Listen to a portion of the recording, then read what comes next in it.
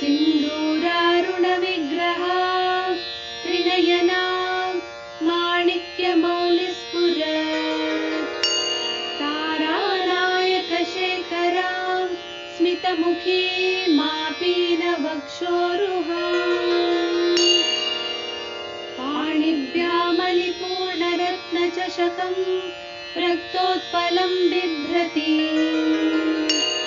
सौम्यां रत्नघटस्थरक्तचरणां ध्यायेत् परामम्बिकाम्।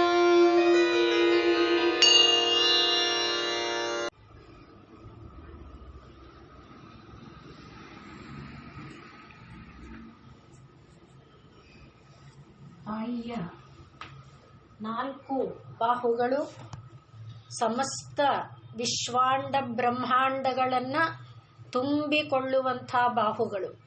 ಯಾವ ತಾಯಿಯನ್ನು ನಾವು ಶ್ರೀಮಾತೆ ಎಂಬುದಾಗಿ ಭಾವಿಸಿದೆವು, ಯಾವ ತಾಯಿ ಈ ವಿಶ್ವಾಂಡ ಬ್ರಹ್ಮಾಂಡಗಳಿಗೆ ತಾಯಿಯ ಸ್ಥಾನದಲ್ಲಿದ್ದಾಳೋ, ತಾಯಿಗೆ ತಾನೇ ಮಕ್ಕಳನ್ನು ಅಥವಾ ತಾನು ಮಾಡಿದ್ದನ್ನು ರಕ್ಷಿಸಿಕೊಳ್ಳಬೇಕಾದಂಥ ಭಾರ ಮತ್ತು ಜವಾಬ್ದಾರಿ.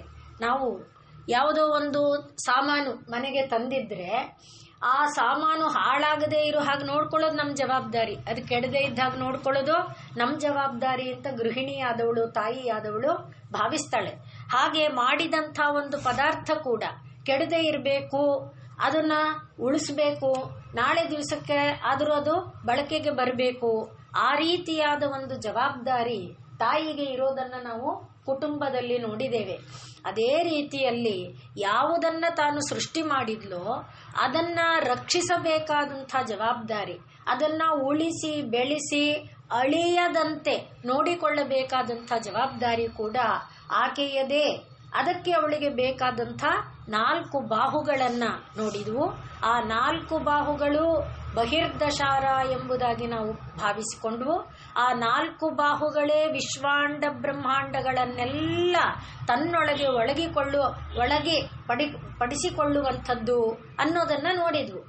ಆ 4 ಬಾಹುಗಳಲ್ಲಿ ಆಕೆ ಏನು ಹಿಡ್ಕೊಂಡಿದ್ದಾಳೆ?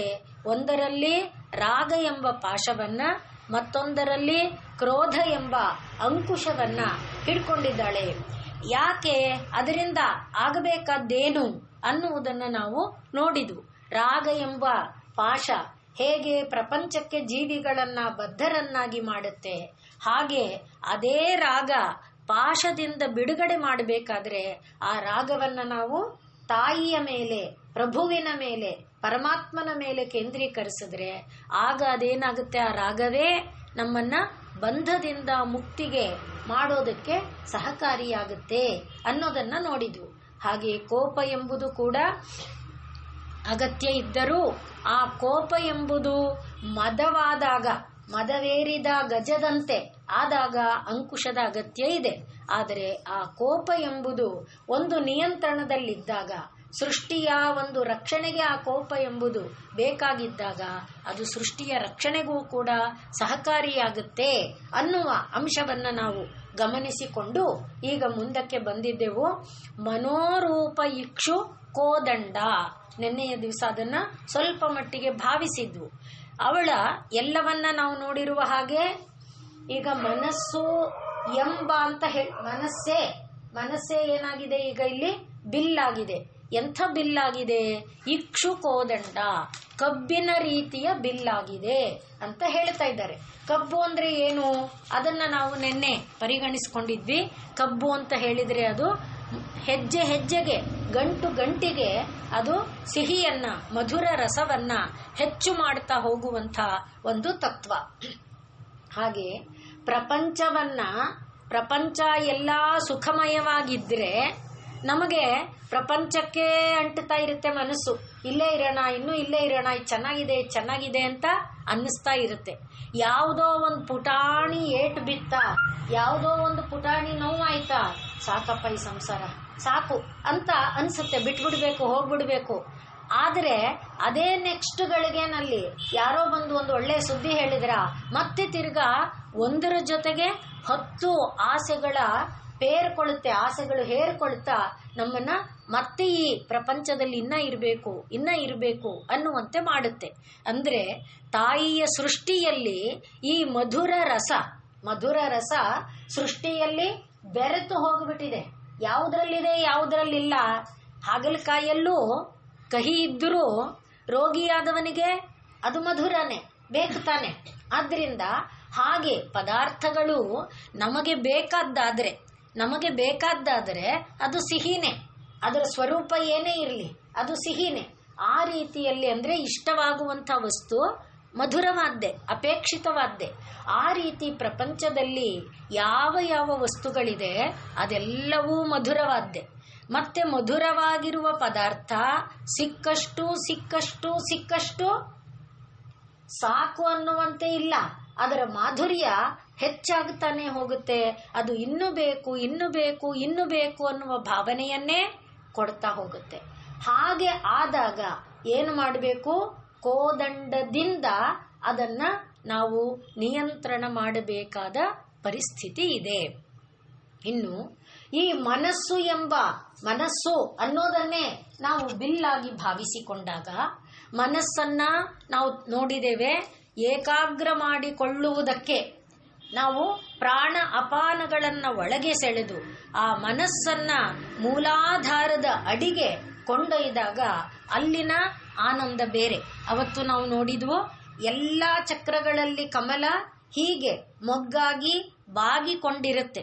ಆ ಜಾಗವನ್ನ ಮುಟ್ಟಿ ಸಾಧನೆಯನ್ನ ಮಾಡ್ತಾ ಇರುವಾಗ ಬಾಗಿರುವ ಕಮಲ ಮೆಲ್ಲನೆ ಮೇಲ್ಮುಖ ಆಗುತ್ತೆ. ಮೇಲ್ಮುಖ ಆದದ್ದು ಒಂದೊಂದೇ ದಳ ಬಿಡಿಸ್ಕೊಳ್ತಾ ಕಮಲವಾಗಿ ಅರಳುತ್ತೆ ಅನ್ನೋದನ್ನ ನಾವು ನೋಡಿದ್ವು.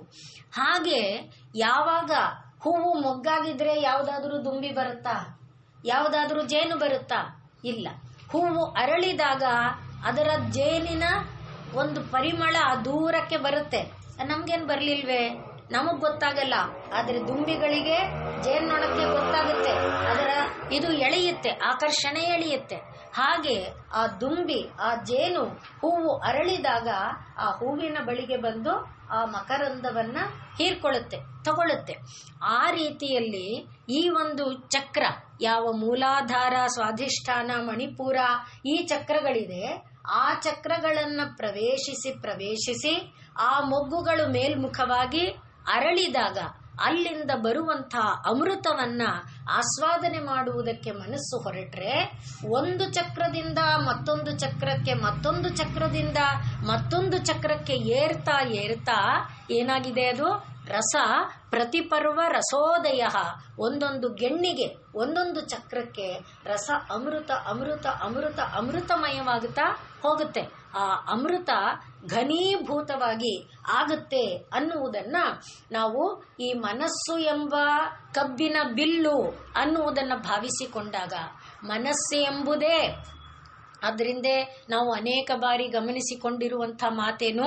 ಕನಕದಾಸರು ಹೇಳುವಂಥ ಮಾತು, ಯಾವ ಇಂದ್ರಿಯಗಳು ನಮ್ಮನ್ನ ಪ್ರಪಂಚಕ್ಕೆ ಕಟ್ಟಾಕುವುದಕ್ಕಾಗಿದೆಯೋ ಅದೇ ಇಂದ್ರಿಯಗಳನ್ನ ನಾವು ಬೇರೆ ರೀತಿಯಲ್ಲಿ ಬಳಸ್ಕೊಂಡ್ರೆ ಅದು ನಮ್ಮನ್ನ ಈ ಪ್ರಪಂಚದಿಂದ ಬಿಡುಗಡೆ ಮಾಡೋದಕ್ಕೂ ಸಹಾಯ ಮಾಡುತ್ತೆ.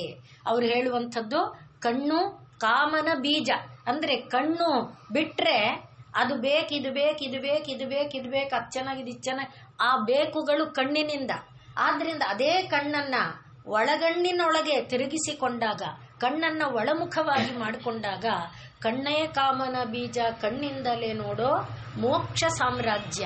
ಅದು ಕಾಣಬೇಕಾದ್ರೆ ಈ ಕಣ್ಣು ಬೇಕು, ಆದ್ರೆ ಹೊರಕ್ಕಲ್ಲ, ಒಳಕ್ಕೆ ಬೇಕು. ಹಾಗೆಯೇ ಕಿವಿ ಎನ್ನುವುದು ಕರ್ಮ ಕುಠಾರ. ಅದು ಶಬ್ದಗಳನ್ನ ಕೇಳಿಸ್ತಾ ಇರುತ್ತೆ. ಒಳಗಿವಿಯೊಳಗೆ ಕೇಳೋ ನಾದದ ಬೇರ. ಒಳಗಿವಿಯೊಳಗೆ ಅಂತರ್ನಾದ, ಓಂಕಾರದ ಅನಾಹತ ನಾದವನ್ನ ಕೇಳು. ಹೀಗೆ ಈ ಇಂದ್ರಿಯಗಳನ್ನೇ ನಾವು ಹೊರಕ್ಕೆ ಒಳಕ್ಕೆ ಪರಿಭಾವಿಸಿಕೊಂಡಾಗ ಈ ಇಂದ್ರಿಯಗಳೇ ಏನನ್ನ ಕೊಡುತ್ತೆ? ಅಮೃತವನ್ನ ಕೊಡುತ್ತೆ. ಈ ಇಂದ್ರಿಯಗಳೇ ನಮ್ಮನ್ನ ಈ ಪ್ರಪಂಚಕ್ಕೆ ಬಂಧಿಸುತ್ತೆ. ಈ ಇಂದ್ರಿಯಗಳೇ ನಮ್ಮನ್ನ ಪ್ರಪಂಚಾತೀತವಾದ ಅಮೃತಾಸ್ವಾದನೆಗೆ ಒಯ್ಯುತ್ತೆ ಅನ್ನುವುದನ್ನ ಈ 4 ತೋಳುಗಳಲ್ಲಿ ನಾವು ನೋಡ್ತಾ ಬರ್ತಾ ಇದ್ದೇವೆ. ಆದ್ರಿಂದ ಈ ರಾಗ, ಕ್ರೋಧ, ಜೊತೆಯಲ್ಲಿ ಈಗ ಮನೋರೂಪ ಇಕ್ಷು ಕೋದಂಡ. ಮತ್ತೆ ರಾಗ ಕ್ರೋಧವನ್ನ ನಾವು ಏನಂತ ನೋಡಿದ್ವು? ಇಚ್ಛಾಶಕ್ತಿ ಮತ್ತು ಕ್ರಿಯಾಶಕ್ತಿಯಾಗಿ ನೋಡಿದ್ವು. ಇಚ್ಛಾ ಕ್ರಿಯಾಶಕ್ತಿ, ಅದಕ್ಕೆ ಬಲ ಬರಬೇಕಾದ್ರೆ ಅಂದ್ರೆ ಇಚ್ಛೆ ಮತ್ತು ಕ್ರಿಯೆ ತೊಡಗಬೇಕಾದ್ರೆ ಮನಸ್ಸಿನ ಸಂಪರ್ಕ ಬೇಕು. ಮನಸ್ಸಿಲ್ಲ ಅಂದ್ರೆ ಯಾವುದು ಕೆಲಸ ಮಾಡಕ್ಕಾಗಲ್ಲ. ಆದ್ರಿಂದ ಮನಸ್ಸನ್ನ ಈಗ ಆ ಇಚ್ಛೆ ಮತ್ತು ಕ್ರಿಯೆಯ ಜೊತೆಯಲ್ಲಿ ನಾವು ಸೇರಿಸ್ಕೊಳ್ತಾ ಇದ್ದೇವೆ. ಆದ್ರಿಂದ ಮನೋರೂಪ ಇಕ್ಷು ಕೋದಂಡ. ಆದ್ರಿಂದ ಈ ಬಿಲ್ಲಿನ ವಿಷಯ ಬಂದಾಗ ಉಪನಿಷತ್ತಿನ ಮಾತುಗಳನ್ನ ಇದನ್ನೆಲ್ಲ ನಾವು ನಿನ್ನೆ ನೋಡ್ಕೊಂಡಿದ್ದೇವೆ, ನೆನಪು ಮಾಡ್ಕೊಳ್ಳೋದಷ್ಟೇ. ಈ ಬಿಲ್ಲಿನ ವಿಷಯ ಬಂದಾಗ ಧನುಸ್ಸನ್ನ, ಶರೀರವನ್ನ ಧನುಸ್ಸಾಗಿ, ಆತ್ಮವನ್ನ ಬಾಣವಾಗಿ ಇಟ್ಟುಕೊಂಡು ಬ್ರಹ್ಮವನ್ನ ಲಕ್ಷ್ಯವಾಗಿಟ್ಟು ನಾವು ಹೊಡಿಬೇಕು ಅನ್ನುವುದಾಗಿ ಉಪನಿಷತ್ತಿನ ಮಾತನ್ನು ಕೂಡ ನಾವು ನಿನ್ನೆ ದಿವಸ ಪರಿಭಾವಿಸಿಕೊಂಡಿದ್ವಿ. ಆದ್ರಿಂದ ಇದೇ ಶರೀರವನ್ನ ನಾವು ಪರಬ್ರಹ್ಮವನ್ನ ಹೊಂದುವುದಕ್ಕೆ ಕೂಡ ಬಳಸಿಕೊಳ್ಳಬೇಕು. ಈ ರೀತಿ ತಿಳ್ಕೊಂಡ ಮೇಲೆ ಈ ಮನಸ್ಸಿನಲ್ಲಿ ನಾವು ಏನನ್ನ ಮನನ ಮಾಡ್ತಾ ಹೋಗ್ತೇವೆ? ಮನಸ್ಸಿನ ಗುಣ ನಾವು ನಿನ್ನೆ ನೋಡಿದ್ವು. ಸಂಕಲ್ಪ ಮತ್ತು ವಿಕಲ್ಪಗಳನ್ನ ಮಾಡುವುದು ಮನಸ್ಸಿನ ಗುಣ ಅಥವಾ ಮನಸ್ಸಿನ ಲಕ್ಷಣ. ಆ ಸಂಕಲ್ಪ ವಿಕಲ್ಪಗಳನ್ನ ಮಾಡುವ ಮನಸ್ಸು, ಸಂಕಲ್ಪ ಅಂದ್ರೆ ಹೀಗ್ ಮಾಡ್ತೀನಿ, ಹಾಗ್ ಮಾಡ್ತೀನಿ, ಅದು ಮಾಡ್ತೀನಿ, ಇದು ಮಾಡ್ತೀನಿ ಅಂತ ನಾನು ಸಂಕಲ್ಪಗಳನ್ನ ಮಾಡ್ಕೊಳ್ತಾ ಹೋಗೋದು. ಮಾಡಿದ ಮೇಲೆ ಹಾಗಾಗ್ಬಿಟ್ರೆ, ಹೀಗಾಗ್ಬಿಟ್ರೆ, ಅದಾಗ್ಬಿಟ್ರೆ, ಇದಾಗ್ಬಿಟ್ರೆ ಅಂತ ಸಂಕಲ್ಪವನ್ನ ನೆರವೇರಿಸೋದಕ್ಕೆ ಹೋಗಲ್ಲ, ಶುರುನೇ ಮಾಡಲ್ಲ. ಸಂಕಲ್ಪ ಮಾಡ್ತೇವೆ ಅಷ್ಟೇ. ಅದು ನೆರವೇರದೆ ಹೋಗ್ಬಿಟ್ರೆ, ಅಡಚಣೆ ಬಂದ್ಬಿಟ್ರೆ, ನಾನು ಪೂಜೆಗೆ ಕೂತ್ಕೋಬೇಕು, ಪೂಜೆಗೆ ಕೂತ್ಕೋತೀನಿ, ಯಾರಾದ್ರೂ ಬೆಲ್ಲೊತ್ಬಿಟ್ರೆ, ಬೆಲ್ಲೊತ್ತಿದ್ರೆ ಎದ್ ಬಂದ್ ಬಾಗಲ್ ತೆಗೆದ್ರಾಯ್ತು, ಕೂತ್ಕೋ. ಇಲ್ಲ, ಮನಸ್ಸು ಕಳ್ಳಾಟಕ್ಕೆ ಈ ರೀತಿ ನೆಪಗಳನ್ನು ಒಡ್ಡುತ್ತೆ. ಆದ್ರಿಂದ ನೆಪಗಳನ್ನ ಮಾಡ್ತಾ ಹೇಳುತ್ತೆ, ಫೋನ್ ಬಂದ್ಬಿಟ್ರೆ ಬರ್ಲಿ, ಫೋನ್ ಬಂದ್ರೆ ಏನಂತೆ, ಪೂಜೆ ಮುಗಿಸಿ ಮತ್ತೆ ಫೋನ್ ಮಾಡು. ಆ ರೀತಿ ನಮ್ಮ ಮನಸ್ಸನ್ನ ನಾವು ಸಿದ್ಧ ಮಾಡ್ಕೊಳ್ಳೋದಿದೆಯಲ್ಲ, ಆ ರೀತಿ ಯಾವುದನ್ನ ನಾವು ಮನನ ಮಾಡ್ತೇವೆ, ಯಾವುದನ್ನ ಸಂಕಲ್ಪ ಮಾಡ್ತೇವೆ, ಆ ಸಂಕಲ್ಪಕ್ಕೆ ವಿಕಲ್ಪಗಳನ್ನ ಒಡ್ಡೋದು, ಇದೆಲ್ಲ ಈ ಮನಸ್ಸಿನ ಗುಣ.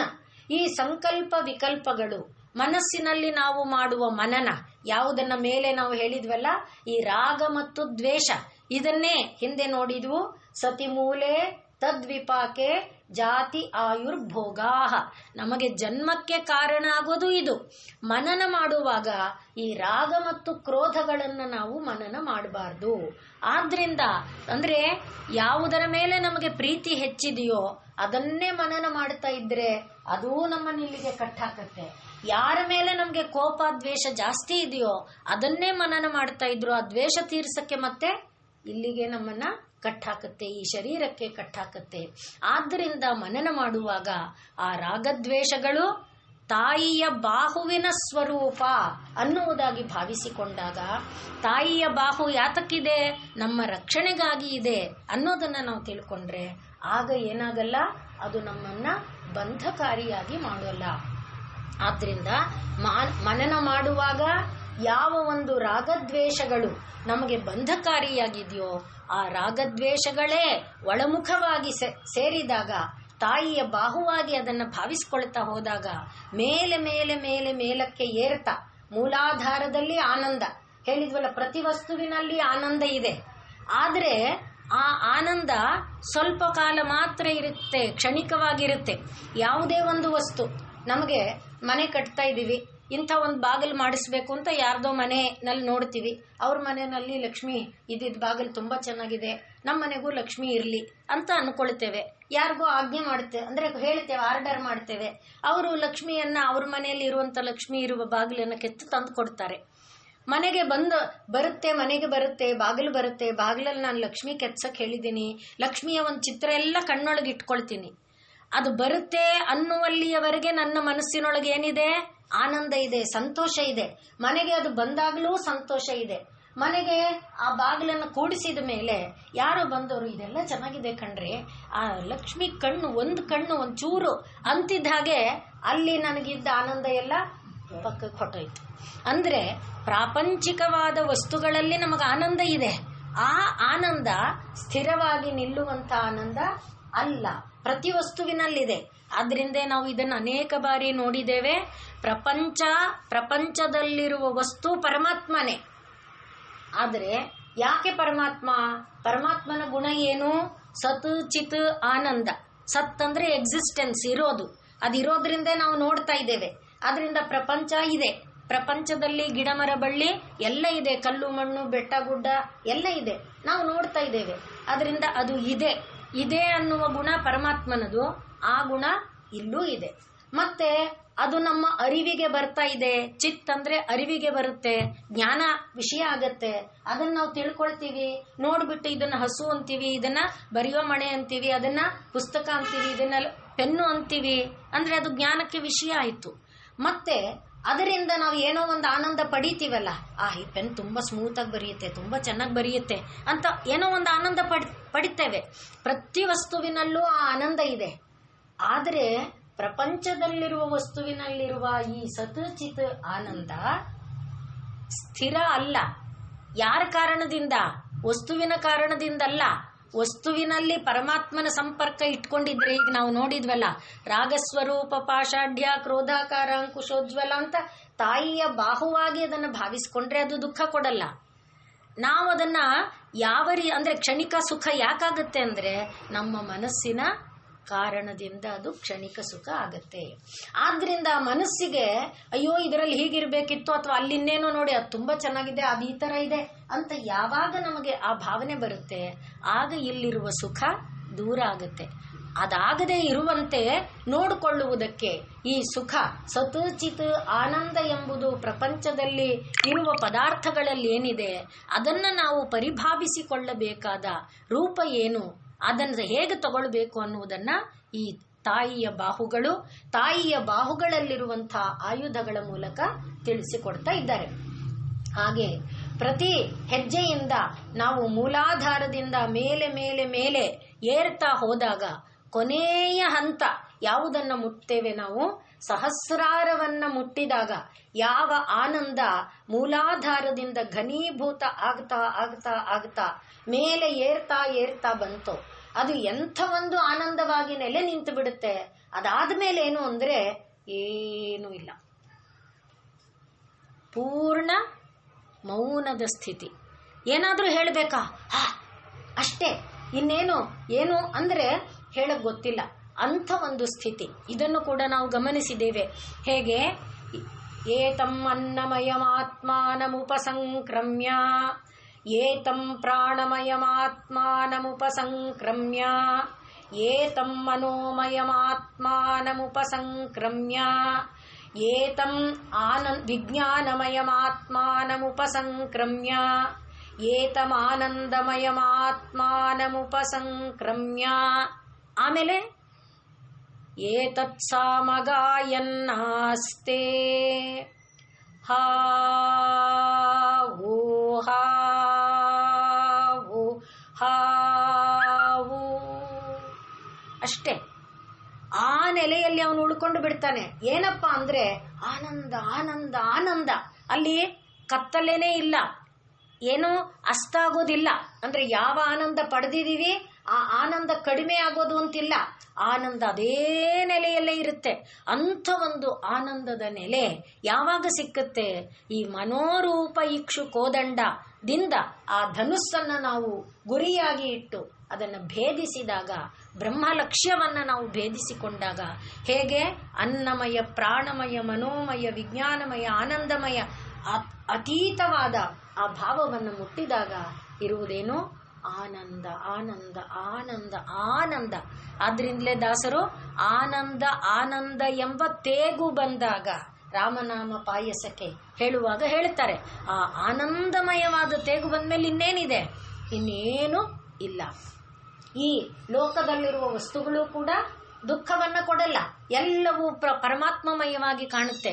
ಆದ್ದರಿಂದಲೇ ಸರ್ವಂ ಖಲ್ವಿದಂ ಬ್ರಹ್ಮ ಅಂತ ಆಗ ಅರ್ಥ ಆಗುತ್ತೆ. ಅಲ್ಲಿವರೆಗೆ ನನಗೆ ಇದು ಬರೆಯೋ ಮಣೆ, ಇದು ಪುಸ್ತಕ, ಇದು ಹಾಳೆ, ಇದು ಇನ್ನೊಂದು ಅಂತ ಬೇರೆನೇ ಕಾಣುತ್ತಿರುತ್ತೆ. ಅದರಲ್ಲಿರುವ ಆನಂದ ಗೊತ್ತಾಗುತ್ತಿರುತ್ತೆ. ಯಾವಾಗ ಈ ಆನಂದದ ಸರ್ವ ವ್ಯಾಪಕತ್ವ ಅನುಭವಕ್ಕೆ ಬರುತ್ತೆ, ಆಗ ಎಲ್ಲದರಲ್ಲಿ ಆ ಪರತತ್ವದ ಅನುಭೂತಿ ಬರುತ್ತೆ. ಅಂಥ ಒಂದನ್ನು ಸಾಧನೆ ಮಾಡೋದಕ್ಕೆ ತಾಯಿಯ ಬಾಹುವಿನಲ್ಲಿರುವಂಥ ಈ ಧನುಸ್ಸು ಸಹಾಯಕವಾಗುತ್ತೆ ಅನ್ನೋದನ್ನ ಪರಿಭಾವಿಸಿಕೊಳ್ತಾ ಈಗ ಮುಂದಿನ ನಾಮಕ್ಕೆ ನಾವು ಹೋಗ್ತಾ ಇದ್ದೇವೆ. ಅದು ಯಾವುದು?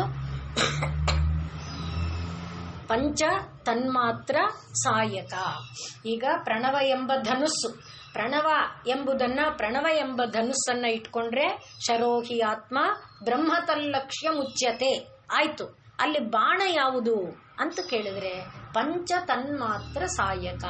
ಪಂಚ 5, ತನ್ಮಾತ್ರ ಅಂದ್ರೆ ತನ್ಮಾತ್ರಗಳು. ತನ್ಮಾತ್ರಗಳು ಅಂದ್ರೆ ಯಾವುದು?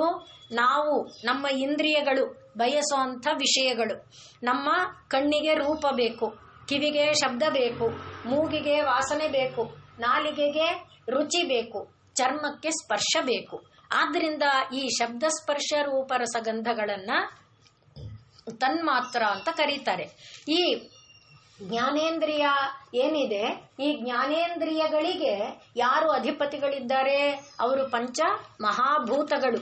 ಅಂದ್ರೆ ಶಬ್ದ, ಪೃಥ್ವಿ, ಅಪ್, ತೇಜೋ, ವಾಯು, ಆಕಾಶ. ಪೃಥ್ವಿ ಇದಕ್ಕೆ ಅಧಿಪತಿ, ಅಪ್ಪು ಇದಕ್ಕೆ ಅಧಿಪತಿ, ತೇಜ ಇದಕ್ಕೆ ಅಧಿಪತಿ, ವಾಯು ಇದಕ್ಕೆ ಅಧಿಪತಿ, ಶಬ್ದ ಆಕಾಶ ಇದಕ್ಕೆ ಅಧಿಪತಿ. ಅಂದ್ರೆ ಪಂಚಭೂತಗಳಿಗೆ ಪಂಚ ತನ್ಮಾತ್ರಗಳು ವಿಷಯಗಳಾಗಿದೆ. ಆ ಪಂಚಭೂತಗಳಿಗೆ ಪಂಚ ತನ್ಮಾತ್ರಗಳು ಏನು ವಿಷಯವಾಗಿದೆ, ಆ ಪಂಚ ತನ್ಮಾತ್ರಗಳನ್ನೇ ಈಗ ನಾವೇನ್ ಮಾಡಬೇಕು? ಬಾಣವಾಗಿ ಇಟ್ಟುಕೊಂಡು ಈ ಪಂಚಭೂತಾತ್ಮಕವಾದ ಶರೀರವನ್ನ ಯಾವ ಧನುಸ್ಸಾಗಿ ಹೊಂದಿದ್ದೇವೆ, ಆ ಧನುಸ್ಸಿನಲ್ಲಿ ಆ ಬಾಣವನ್ನ 5 ಇದ್ರೂ ಕೂಡ, 5 ಆಗಿದ್ರೂ ಕೂಡ ಅದೇನಾಗಬೇಕು? 5 ಬೇರೆ ಬೇರೆಯಾಗಿದ್ರು ಎಲ್ಲ ಹೊರಟಾಗ ಬೇರೆ ಬೇರೆ ಹೊರಟಿದೆ, ಆದರೆ ಎಲ್ಲ ಏಕಾಗ್ರವಾಗಿ ಒಂದೇ ಧ್ಯೇಯದ ಕಡೆಗೆ ಹೋಗಬೇಕು. ಹಾಗೆ ಮಾಡಿಕೊಂಡಾಗ ಪಂಚ ತನ್ಮಾತ್ರ ಸಾಯಕ. ಇನ್ನು 4ನೆಯ ತೋಳಲ್ಲಿ ಅವಳು ಇಟ್ಕೊಂಡಿರೋದು ಪಂಚ ತನ್ಮಾತ್ರಗಳನ್ನ ಬಾಣವಾಗಿ ಹೊಂದಿದ್ದಾಳೆ. ಇದಕ್ಕೆ ವಿವೇಕ ಚೂಡಾಮಣಿಯಲ್ಲಿ ಒಂದು ಮಾತನ್ನ ಹೇಳ್ತಾರೆ ಶಂಕರಾಚಾರ್ಯರು. 5 ತನ್ಮಾತ್ರೆಗಳಿದೆಯಲ್ಲ, ಅಂದ್ರೆ ಪ್ರಪಂಚ ನಮ್ಮನ್ನ ಸೆಳೆಯೋದಕ್ಕೆ. ಈಗ ಜಿಂಕೆಯನ್ನ ಹಿಡಿಬೇಕಾದ್ರೆ ಒಂದು ರೀತಿ ಶಬ್ದ ಮಾಡ್ತಾನಂತೆ ಬೇಟೆಗಾರ, ಒಂದು ರೀತಿ ತನ್ನ ಆ ಧನುಸ್ಸಿನ ಇದರೊಳಗೆ ಒಂದು ರೀತಿ ಶಬ್ದ ಮಾಡ್ತಾನಂತೆ. ಆ ಶಬ್ದಕ್ಕೆ ಆಕರ್ಷಿತವಾಗಿ ಜಿಂಕೆ ತಾನೇ ಬಂದು ಅವನ ಬಾಣಕ್ಕೆ ಸಿಕ್ಕಾಕೊಳ್ಳುತ್ತಂತೆ. ಇದು ಶಬ್ದದಿಂದ ಆಗುವಂಥದ್ದು. ಹಾಗೆ ಈ ಆನೆಗಳಿದೆ, ಆನೆಗಳಿಗೆ ಹೆಣ್ಣಾನೆ ಎಷ್ಟು 300 ಮೀಟರ್ ದೂರದಲ್ಲಿ ಎಲ್ಲೋ ಇರುತ್ತಂತೆ. ಅದು ತನ್ನ ಸೊಂಡಿಲನ್ನ ಭೂಮಿಗೆ ಸೋಕಿಸ್ತಾ ಭೂಮಿಯಲ್ಲಿ ತನ್ನ ಉಸಿರನ್ನ ಬಿಡುತ್ತಂತೆ. ಅದರ ಒಂದು ಆಕರ್ಷಣೆಯಿಂದ, ಅಂದ್ರೆ ಅಲ್ಲೇನೋ ಒಂದು ವೈಬ್ರೇಷನ್ ತರಂಗ ಬರುತ್ತಲ್ಲ, ಅದು ಇದಕ್ಕೆ 300 ಮೀಟರ್ ಆಚೆ ಇದ್ರೂ ಅದಕ್ಕೆ ಆ ಶರೀರದ ಒಳಗೆ ತರಂಗ ಬರುತ್ತೆ. ಅದರಿಂದ ಆ ಹೆಣ್ಣಾನೆಯ ಒಂದು ಇದಕ್ಕೆ ಇದೇನು ಮಾಡುತ್ತೆ, ಹೋಗಿ ಆ ಆನೆ ಅಲ್ಲಿಗೆ ಸ್ಪರ್ಶದ ಒಂದು ಇದಕ್ಕೆ ಸೇರಿಕೊಳ್ಳುತ್ತೆ. ಇನ್ನು ದುಂಬಿ ಇದೆ, ಯಾವುದು ಪತಂಗ ಅಂತ ಹೇಳ್ತೇವೆ ನಾವು. ಆ ಪತಂಗ ಏನು ಮಾಡುತ್ತೆ, ಬೆಂಕಿ ಹುಳ, ಬೆಂಕಿಯ ರೂಪ ಅದು ಪ್ರಕರ್ಷಮಾನವಾಗಿ ಹೊಳೆಯುತ್ತಲ್ಲ, ಎಷ್ಟು ಚೆನ್ನಾಗಿದೆ ಅಂತ ಹೋಗಿ ಹೋಗಿ ಹೋಗಿ ಹೋಗಿ ಅದಕ್ಕೆ ಬಡ್ಕೊಳ್ಳುತ್ತೆ. ಬಡ್ಕೊಂಡು ರೆಕ್ಕೆ ಸುಟ್ಟು ಕೆಳಗೆ ಬೀಳುತ್ತೆ. ಅಂದ್ರೆ ರೂಪಕ್ಕೆ ಆಕರ್ಷಿತವಾಗಿ ತನ್ನನ್ನೇ ತಾನು ಕಳ್ಕೊಳ್ಳುತ್ತೆ ಪತಂಗ. ಶಬ್ದಕ್ಕೆ ಆಕರ್ಷಿತವಾಗಿ ತನ್ನನ್ನೇ ತಾನು ಕಳ್ಕೊಳ್ಳುತ್ತೆ ಕುರಂಗ. ಅಂದ್ರೆ ಇದು ಛಂದಸ್ಸುಗೋಸ್ಕರ ಜೋಡಿಸಿದ್ದಾರೆ ಅವರು. ಕುರಂಗ ಅಂದ್ರೆ ಜಿಂಕೆ. ಕುರಂಗ ಶಬ್ದಕ್ಕೆ ತಾನು ಆಕರ್ಷಿತವಾಗಿ ಅದು ತನ್ನನ್ನ ತಾನು ಕಳ್ಕೊಳ್ಳುತ್ತೆ. ಹಾಗೆ ಮಾತಂಗ ಸ್ಪರ್ಶದ ಆಸೆಗೆ, ಆನೆ ಸ್ಪರ್ಶದ ಆಸೆಗೆ ತನ್ನನ್ನೇ ತಾನು ನಾಶ ಮಾಡಿಕೊಳ್ಳುತ್ತೆ, ತನ್ನನ್ನೇ ತಾನು ಕಳ್ಕೊಳ್ಳುತ್ತೆ.